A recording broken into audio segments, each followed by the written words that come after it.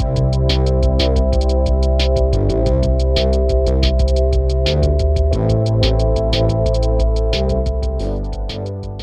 guys, we're back from church. I've changed, so this is why I look a little more comfy. Jonathan has not. I was hungry. What is it? So I was just hungry. Oh yeah. So we decided to do a mukbang, y'all. We got what is this? Qdoba. Comment below if you have a Qdoba in your area.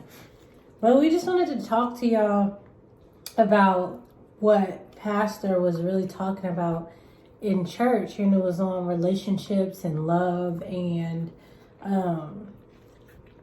just like a lot of those hard conversations that a lot of couples don't really have,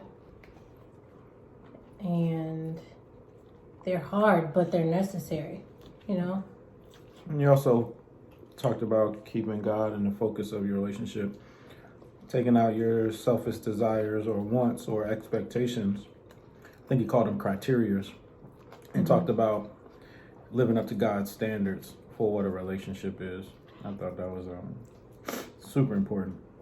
Yeah. Because sometimes we get worldly, and me and you will just think about things we can do to please other people or go hang out and continue our friendships with other people instead of worrying about what God has for our relationship.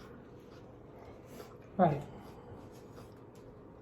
And I think I should talk about food in my mouth, but isn't that the point of a mukbang? I feel that's really nasty, but and one thing that like kind of like a light went off in my head is like, even though, and that was this morning, even before we got to church, so it's kind of like confirmation. Even before,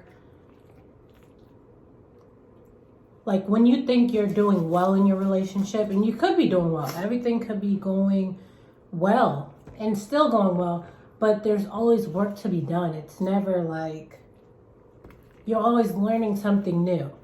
And then like communication, I know that's one of the things like that we used to struggle with really, really bad. And it's still a work in progress, but it's not as bad as it used to be. Would you agree? Yep, definitely. I had to learn how to talk to you and talk to you effectively, actually.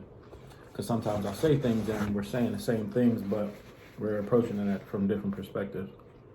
So it's learning what gets received from you and how I receive certain things. And also, like, I think I spoke on this a little while ago, but not on my channel, just like with us. Learning your partner's love language. Do you know mine?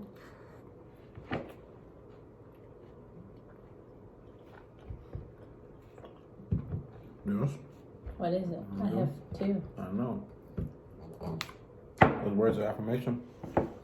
That's the big one. I'm not sure about the second one, is it? Yes, you are, because you do it all the time. You said it yesterday. I think you just don't remember the 5 Acts love. of service, I guess? No. Quality time. Oh, that makes sense. And I honestly, like, what is yours? Like, to be real, like, Jonathan is just so, like, y'all don't know this guy. He doesn't yell. He doesn't, he could be stressed, but you'll never know. And anything you do, he's happy with. What? I said he's tacos busting. And anything you do, he's happy with. He's content. He doesn't complain. So it's like, do you even have, like, maybe you should take the test. Okay. What do you think yours is? What is it? Acts of service, physical touch, Quality time. Words of affirmation. And gifts. Yeah. I don't know, probably acts of service. I know something about me is it takes me a long time to truly trust people, and I don't honestly start opening up and being vulnerable with people until I know that they can, number one, handle me being vulnerable, and then number two, it actually matters. You know, sometimes people call themselves being vulnerable, but they're just complaining. I could be a little biased, but it could be very important to them. But at the same time, it's not as serious as, you know, some of the things that's going on around the world, or some things that are going on to the person maybe right next to you. So I try not to complain and count my blessings and work through them. But it might be acts of service, because when I do truly begin to trust and value and put my trust into someone, I hold that person very close and near and dear to me in my heart. And I think that's important. Also, like when you're in a relationship, patience. And I'm learning that every single day, because my patience is a little thin.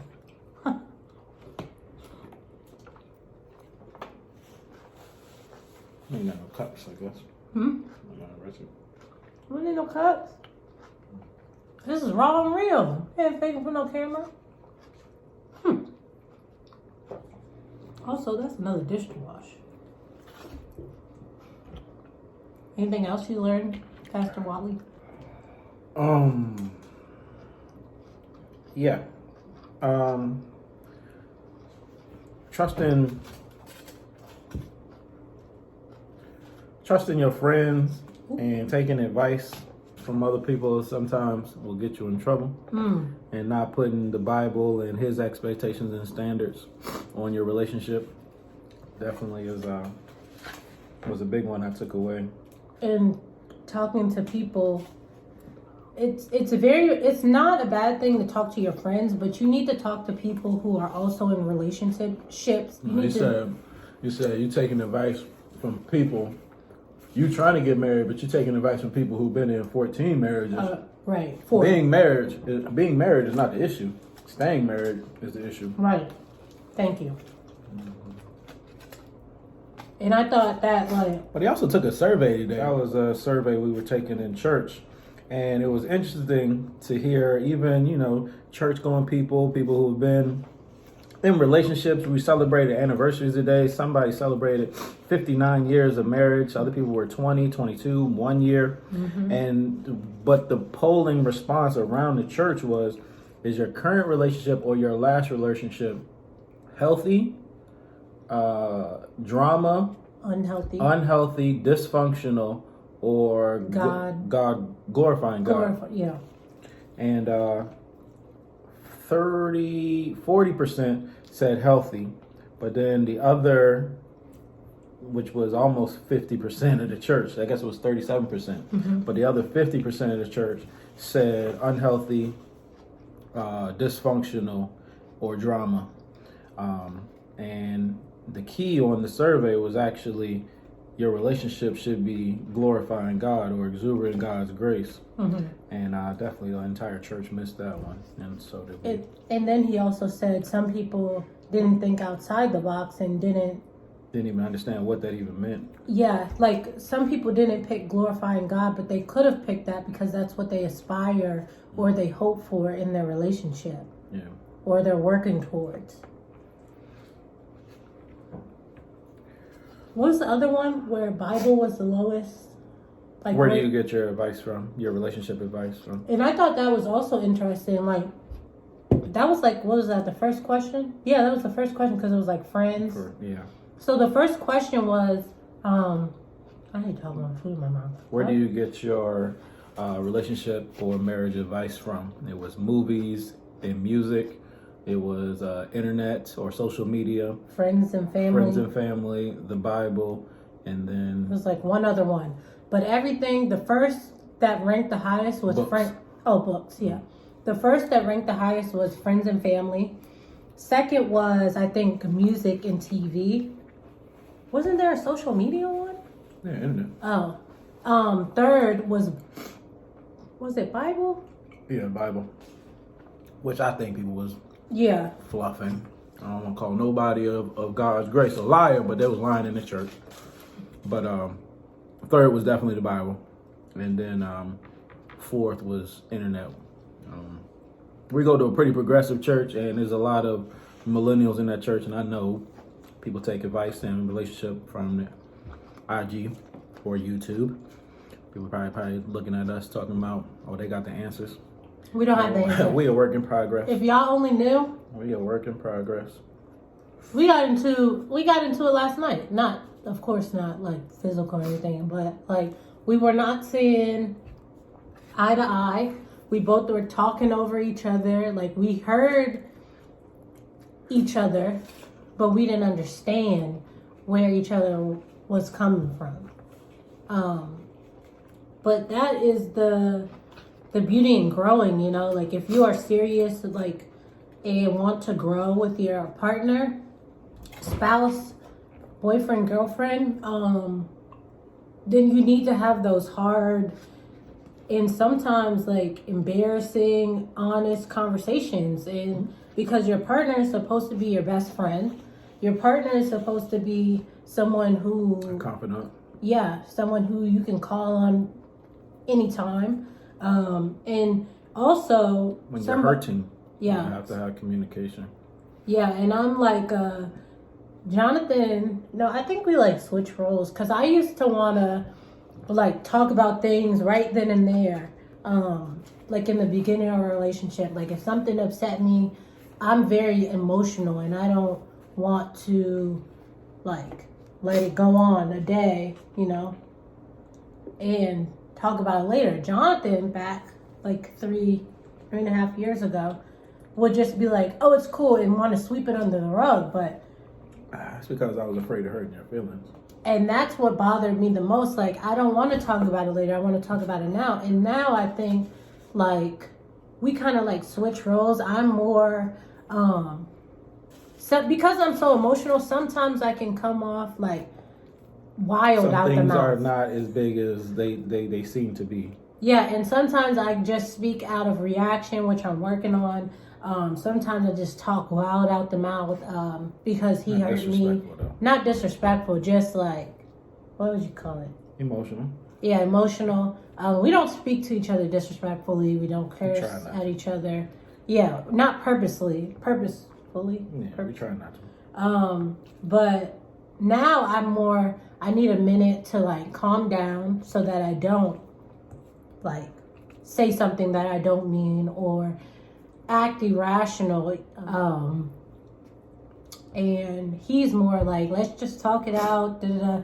And then he'll keep like wanting to talk about it, which will make me more frustrated.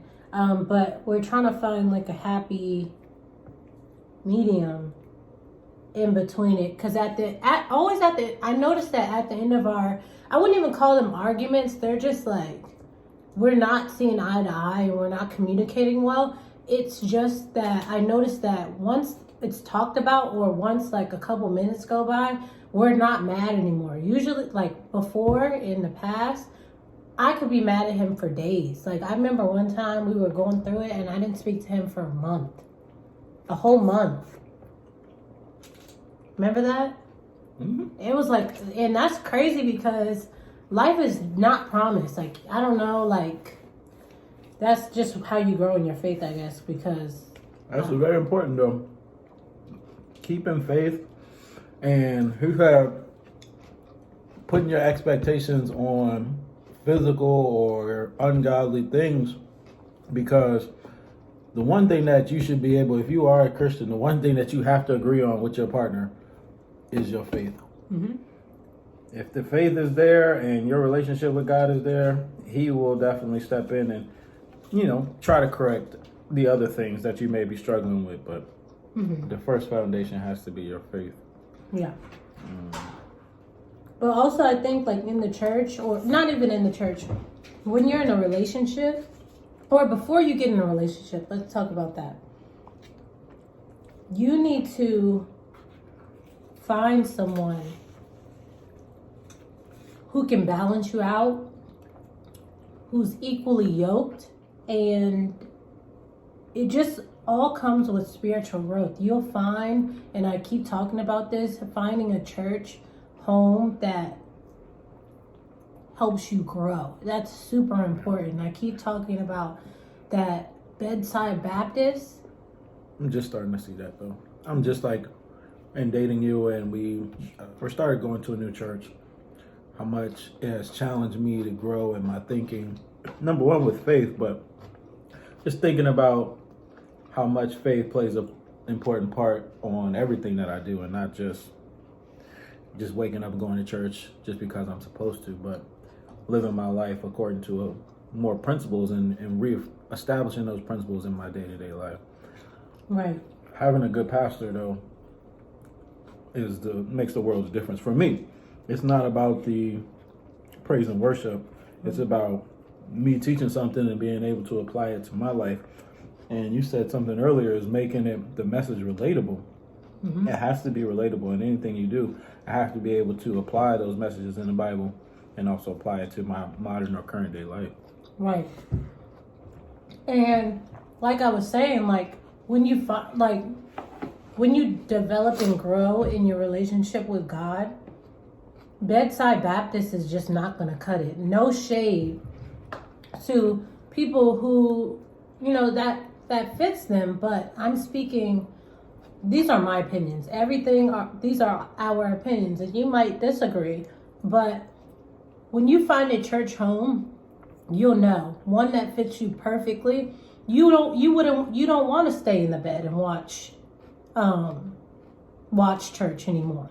One thing that I know, how Jonathan has grown, like he would even ask me like on like Fridays, like, are we going to church? So that's how I know he's excited about church. Like he'll pack his clothes, like, you didn't ever ask me like, are we going to church or any of that.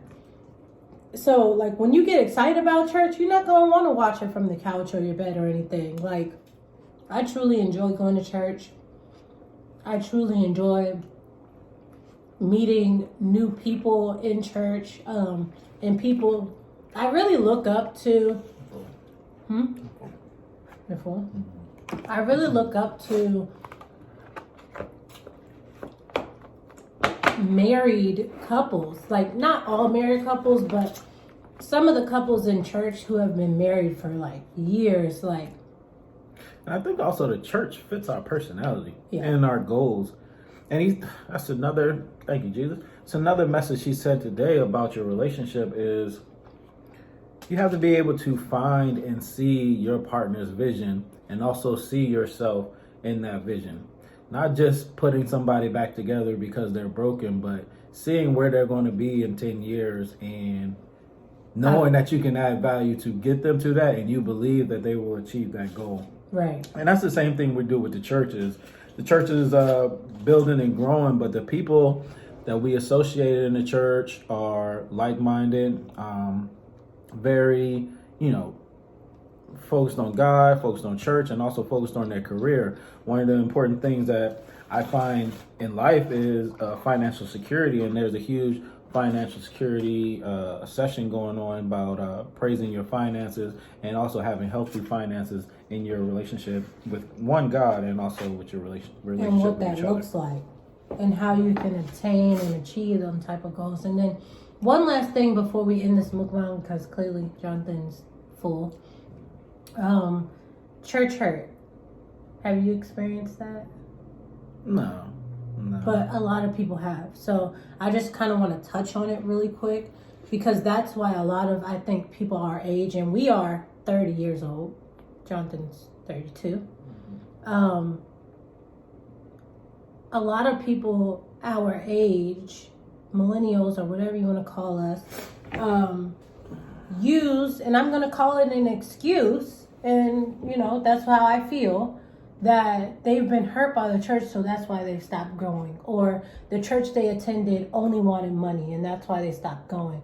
Or, church hurt.